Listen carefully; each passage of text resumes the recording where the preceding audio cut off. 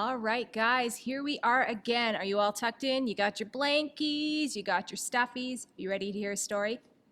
So, we're in chapter 7. We start tonight, and it goes like this. A Day with the Beavers. While the two boys were whispering behind, both girls suddenly cried, "Oh!" and stopped. "The robin!" cried Lucy. "The robin! It's flown away!" And so it had, right out of sight. "And now, what are we to do?" said Edmund, giving Peter a look which was as much as to say, "What did I tell ya?" "Shh! Look!" said Susan.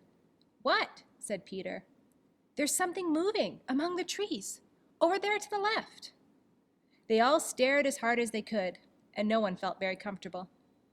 "There it goes again," said Susan presently. "I saw it that time too," said Peter. "It's still there. It's just gone behind that big tree." "What is it?" asked Lucy, trying very hard not to sound nervous. "Well, whatever it is," said Peter, "it's dodging us. It's something that doesn't want to be seen." "Let's go home," said Susan. And then, though nobody said it out loud, everybody suddenly realized the same fact that Edmund had whispered to Peter at the end of last chapter. They were lost. "What's it like?" said Lucy. It's a kind of animal," said Susan. And then, look quick! There it is!" They all saw it this time, a whiskered, furry face which had looked out at them from behind a tree. But this time, it didn't immediately draw back. Instead, the animal put a paw against its mouth, just as humans put their fingers on their lips when they are signaling to you to be quiet. Then it disappeared again. The children all stood holding their breath. A moment later, the stranger came out from behind a tree, glanced all around as if it were afraid of somebody watching, and said, "Shh," and made signs for them to join it in the thicker bit of wood where it was standing, and then once more it disappeared. "I know what it is," said Peter. "It's a beaver. I saw the tail." "It wants us to go to it," said Susan, "and it's warning us not to make a noise." "I know," said Peter. "The question is, are we to go or not? What do you think, Lou?" "I think it's a nice beaver," said Lucy. "Yes, but how do we know?" said Edmund. "Well, shan't we have to risk it?" said Susan. "I mean, it's no good just standing here, and I feel I want some dinner." At this moment, the beaver again popped its head out from behind the tree and beckoned earnestly to them. "Come on," said Peter. "Let's give it a try. All keep close together. We ought to be a match for one beaver if it turns out to be an enemy." So the children all got close together and walked to the tree and in behind it. And there, sure enough, they found the beaver. But still they drew back. It said to them in a hoarse, throaty whisper, "Further in! Come further in! Right in here! We're not safe out in the open." Only when it had led them into a dark spot where 4 trees grew so close together that their boughs met, and the brown earth and pine needles could be seen underfoot because no snow had been able to fall there, did it begin to talk to them. "Are you the son of Adam's and the daughters of Eve?" it said. We're some of them," said Peter. "Shh," said the beaver. "Not so loud, please. We're not safe, even in here." "Why, who are you afraid of?" said Peter. "There's no one here but ourselves." "There are trees," said the beaver. "They're always listening. Most of them are on our side, but there are trees that would betray us to her. You know who I mean." And then it nodded its head several times.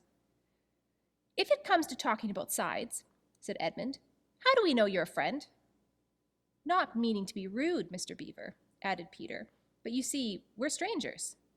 Quite right," said the beaver. "Here's my token." With these words it held up to them a little white object. They all looked at it in surprise, till Lucy said, "Oh, of course, it's my handkerchief, the one I gave to poor Mr. Tumnus." "That's right," said the beaver. "Poor fellow. He got wind of the arrest before it actually happened, and handed this over to me. He said that if anything happened to him, I must meet you here and take you on to... Here the beaver's voice sank into silence, and it gave one or two very mysterious nods.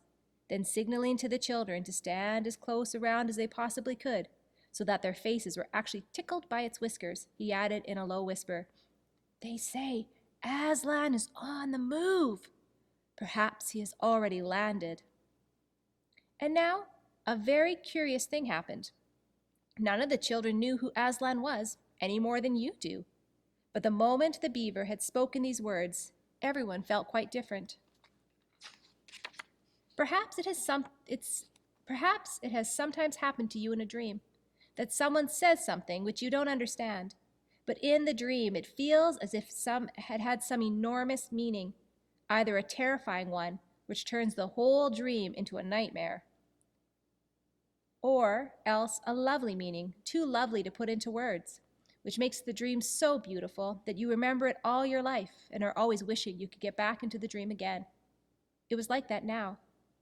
At the name of Aslan, each one of the children felt something jump on the inside. Edmund felt a sensation of mysterious horror. Peter felt suddenly brave and adventurous. Susan felt as if some delicious smell or some delightful strain of music had just floated by her. And Lucy got the feeling you have when you wake up in the morning and realize that it is the beginning of holidays or the beginning of summer. "And what about Mr. Tumnus?" said Lucy. "Where is he?"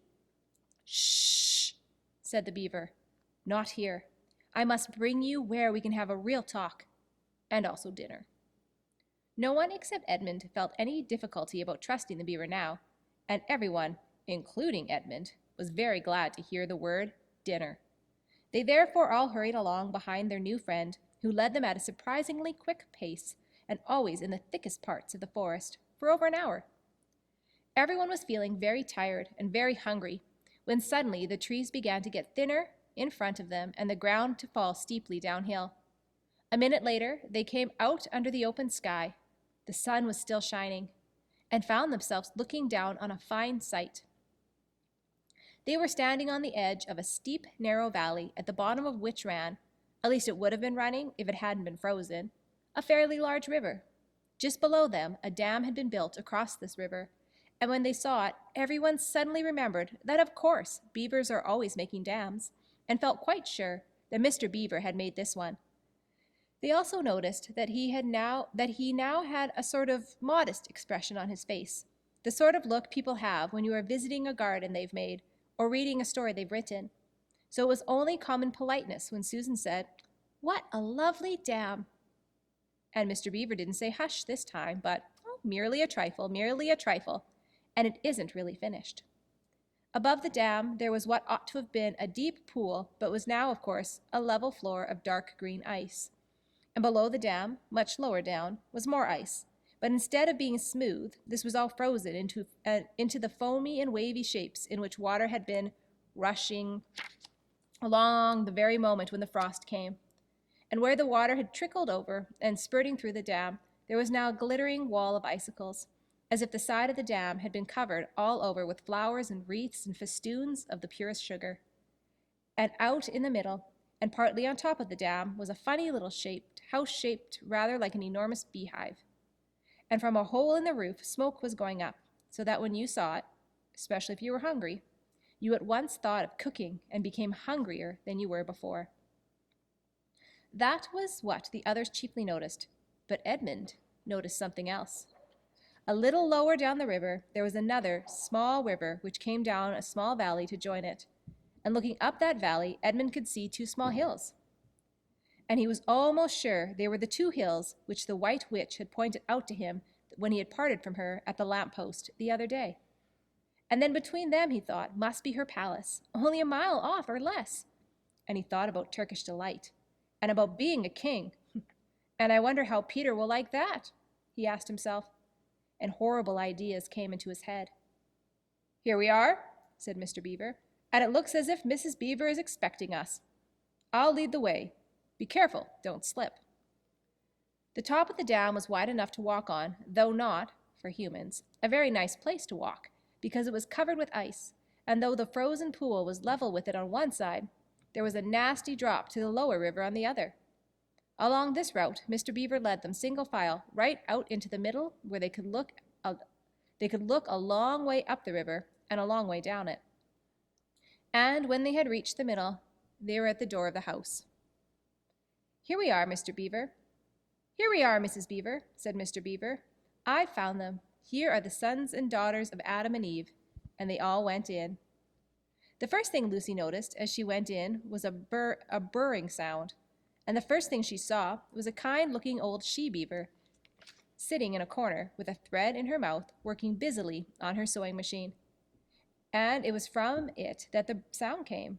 She stopped her work and got up as soon as the children came in. "So, you've come at last," she said, holding out both her wrinkled old paws. "At last! To think that I should live to see this day. The potatoes are on boiling, and the kettle singing, and I dare say, Mr. Beaver, you'll go get us some fish." "That I will," said Mr. Beaver, and he went out of the house. Peter went with him. And across the ice of the deep pool, where he had a nice little hole in the ice, in which he kept open every day with his hatchet, they took a pail with them, and Mr. Beaver sat down quietly at the edge of the hole. He didn't seem to mind that it was chilly, looked hard into it, and then suddenly shot in his paw, and before you could say Jack Robinson, he'd whisked out a beautiful trout. And he did it all over again and again until he had a fine catch of fish. Meanwhile, the girls were helping Mrs. Beaver to fill the kettle and lay the table and cut the bread and put the plates in the oven to heat and draw a huge jug of beer for Mr. Beaver from the barrel which stood in one corner of the house, and to put on the frying pan and get the drippings hot. Lucy thought the Beavers had a very snug little home, though it was not at all like Mr. Tumnus's cave. There were no books or pictures, and instead of beds there were bunks, like on board of a ship, built into the wall. And there were hams and strings of onions hanging from the roof, and against the walls were gumboots and oilskins and hatchets and pairs of shears and spades and trowels and things for carrying mortar and fishing rods and fishing nets and sacks. And the cloth on the table, though very clean, was very rough. Just as the frying pan was nicely hissing, Peter and Mr. Beaver came in with the fish, which Mr. Beaver had already opened with his knife and cleaned out in the open air. You can think how good the new caught fish smelled while they were frying it, and how hungry the children were, and how they longed for it to be done, and how very much hungrier still they had become before Mr. Beaver said, "Now, we're nearly ready." Susan drained the potatoes and then put them all back in the empty pot to dry on the side of the range, while Lucy was helping Mrs. Beaver to dish up the trout, so that in a few minutes everyone was drawing up their stools. It was all three-legged stools in the Beaver's house, except for Mrs. Beaver's own special rocking chair beside the fire, and preparing to enjoy themselves.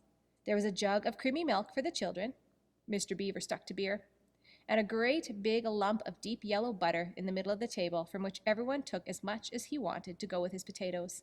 And all the children thought, and I agree with them, that there's nothing to beat good freshwater fish if you eat it when it has been alive for only half an hour ago and has come out of the pan half a minute ago.